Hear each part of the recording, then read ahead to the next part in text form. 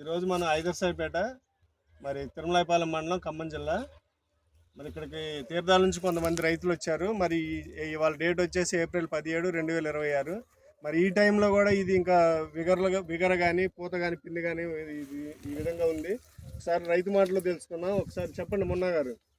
చెప్పండి సార్, ఎట్లుంది కాయ కలర్ కానీ, హైట్ కానీ, బ్రాంచెస్ కానీ, వైరస్ కానీ పెద్దగా ఏం లేదు. ఓకే, పచ్చికాయలు బాగున్నాయి, పండ్లు బాగున్నాయి. ఓకే, విత్తనం అయితే బాగుంది, పర్వాలేదు, రైతులు అయినా వేసుకోవచ్చు. కాట కూడా బాగానే వస్తుంది. ఓకే, కాయ సైజ్ ఎట్లా?